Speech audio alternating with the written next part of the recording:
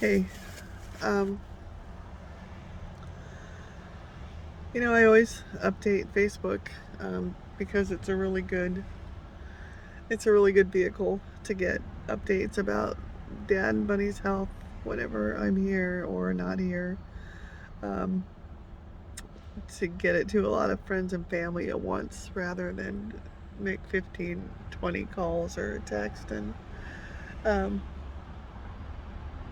um, I'm just pulled over here because I just need a breather and um, I just left the hospital where my sister is now, and uh, which is part of the story. But I just wanted to. I know everybody wants to know what happened. What happened with Dad. He was doing well, and at the hospital when they released him. He's good to go. Okay. Um, and so we got him home, and they had removed his feeding. They were feeding him through an IV, not his feeding tube that they put in his stomach just yet. But they were feeding him through an IV, and they had removed it about 24 hours before they released him, and um, and so when we got home, he was really hungry, and he felt really good. He was really hungry, but he was tired. He hadn't slept. None of us have slept in days, and really, just it's been a long time, and so he was really hungry. So I made him got him some mashed yams, and which he really loves. And my dad has a history of, when he really likes something, or he's really hungry, he'll eat too much, and he always gets heartburn. And I gave him a Prilosec when I gave it to him because I know he loves mashed yams, but um, later on he had heartburn, and I asked him about it, and he said, "Oh, it's just my regular heartburn. That always happens when I eat too much. I just ate too much, you know, and I'll feel crappy tonight, and it'll digest, and I'll be fine." And um, so he had a rough night where he just couldn't get comfortable, and um, but he said he was okay, and he said, "I know it doesn't seem like it, but I'm getting better. I know it doesn't look like it, but I am." And uh, and so we had decided that I would take the night shift, and Darwin would sleep, and then he would let me sleep tomorrow. And um, there was 3 or 4 times where every half an hour Dad was uncomfortable and needed to be moved. At one point he even wanted to be moved out to the living room and sit up in his recliner. And then he went back, and he was just like, "I'm okay. I just got this heartburn." He finally did go to sleep, and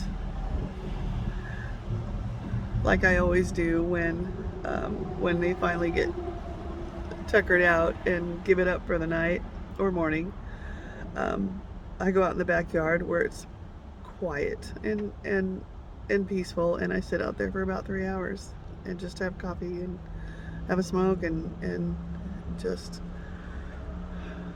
just regroup. And so I was outside, and my sister, who, because we didn't know what would happen with Dad and his surgery, we got her a ticket and got her down here. And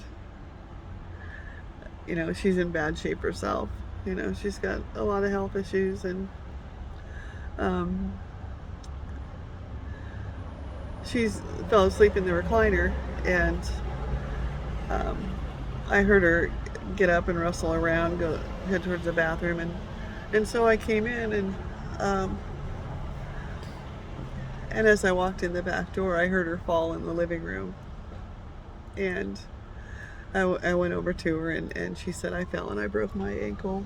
And um, I said, "That's impossible. There's no way you broke your ankle. You would be screaming bloody murder." And she said, "No, I broke my ankle. I broke my foot and whatever." And So I got down there and I asked her which foot, and she told me, and so I checked the other one first to see what it should feel like normally, and and then I picked up her other leg slowly, and her foot just flopped. You know, it's just like it was just flopping. I was like, oh my god. I called Darwin, woke him up again, and I said get 911 on the phone, and which he did, and and as he's on the phone with 911, you know, I go to show him, you know, gently pick up her leg, and as I pick up her leg, a bone just snaps and pops right out through her shin, and blood, and I'm just like, oh my god.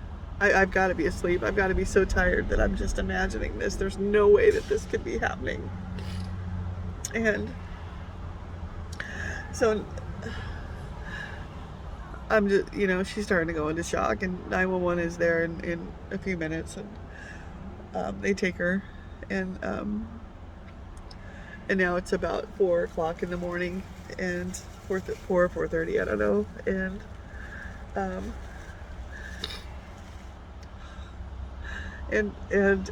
so she has broken, she didn't trip and fall, and she didn't fall and break her leg. Her leg gave out from underneath her and broke every bone in her leg, in her lower leg, and so amazingly enough, Bunny and my dad did not wake up during this whole ordeal. I don't know how. Maybe they're so exhausted. I don't know how. But they took my sister in, and you know, it was obvious that she needs surgery, and so she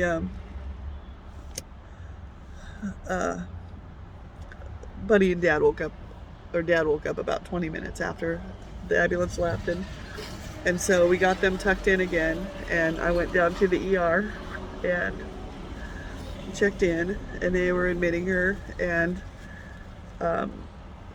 you know, people were saying, she was saying that the doctor had said that she may lose her lower leg if they can't piece it back together with pins and rods, and so then I go back home, and was waiting for they said the surgeon would come in at 9 and evaluate what they were going to do, and they would let me know. And so I just don't know what the fuck is wrong with this house. You know, Bunny's 2 kids died there at an early age. I mean, even though they had their problems, it's just freaking cursed. I mean, it's got to be, you know. And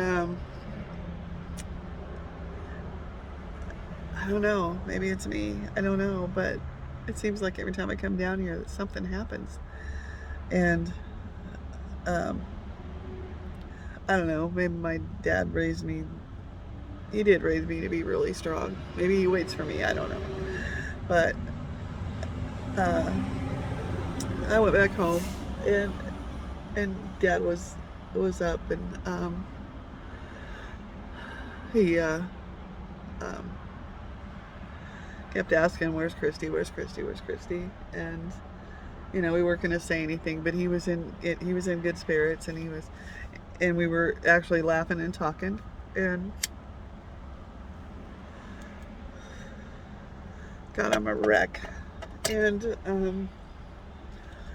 we were laughing and talking, and it came time that I needed to call his home health care that the hospital put a referral in, because I wanted him there today, not 4 days from now, not next Monday. I wanted him there today to check up on him and keep on top of it. And so I stepped out for a minute, and I no sooner got her on the phone, and Darwin is screaming for me, and I run back in there, and Dad is vomiting greenish brown bile, and his eyes are gone, and I knew it right then. I knew it. but I was still hopeful. And so I called 911. Darwin was trying to get his mouth clear and set him up, and then we get 911 on the phone.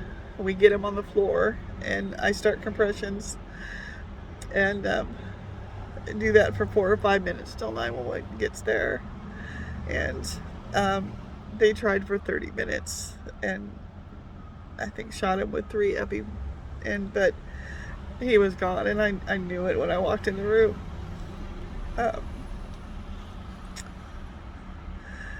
But you know, my dad was quite possibly the best man I've ever known. Some may argue. I don't know hardly anybody that didn't like him. Everybody mostly loved him, I guess. He was always a good guy. And the night he came home, you know, when he went in the hospital for surgery, Darwin and I had a talk about what would happen with Bunny if he didn't survive. And Dad and Bunny helped out Darwin quite a few years ago, and he loved them. You know, he loved my dad. My dad loved Darwin, my sister's ex-husband, and Darwin was God bless him, he's the only person that stepped up to help me, and stepped in there and took care of him. And we had a talk about what's going to happen, and Darwin said, I'm here for the long haul. I will take care of Bunny. If something happens to your dad, I'll stay on to take care of Bunny. And so I told Dad that the night he came home. And I know he was really scared about dying, and he was really worried about what would happen to Bunny.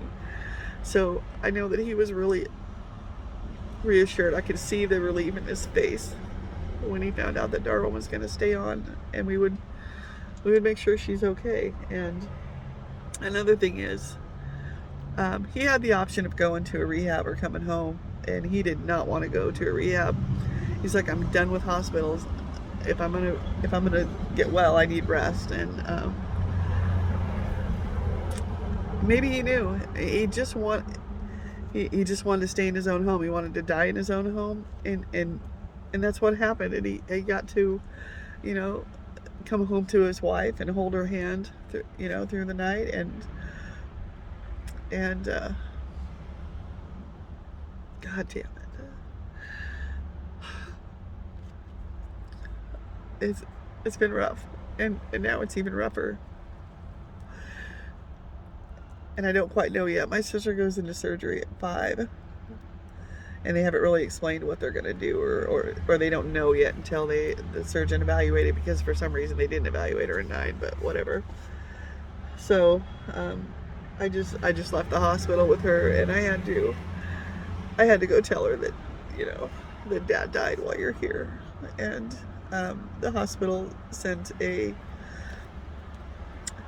counselor or social worker to talk to her, and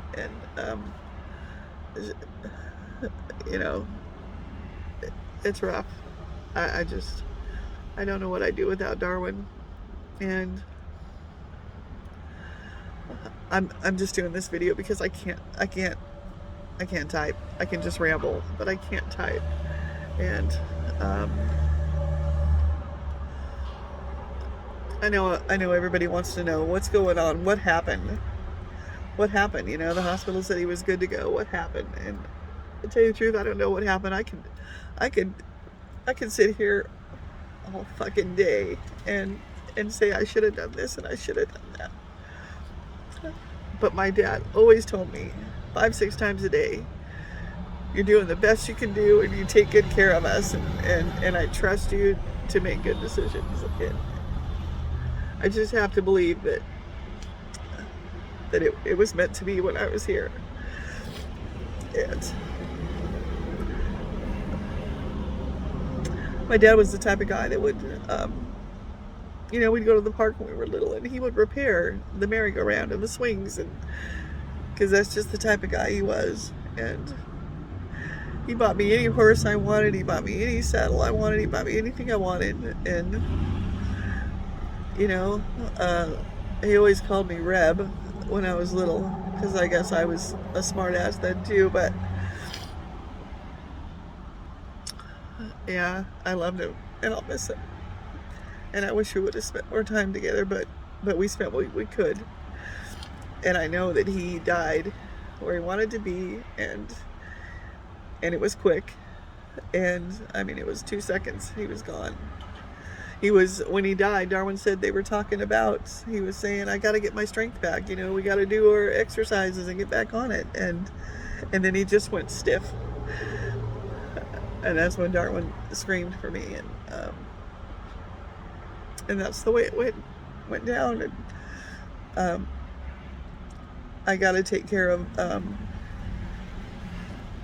all the arrangements and make those decisions.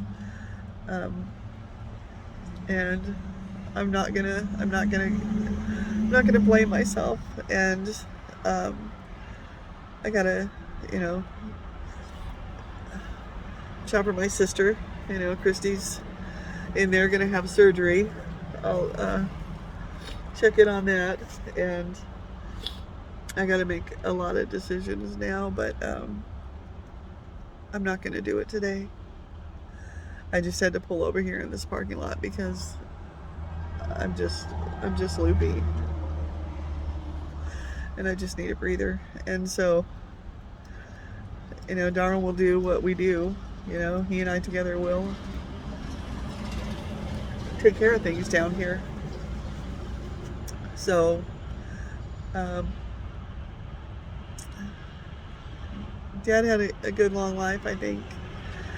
And now, you know, I think he went downhill when he lost his dog.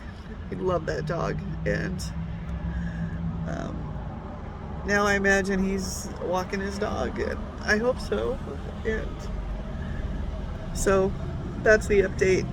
I'm just telling this story because I don't want to tell it again.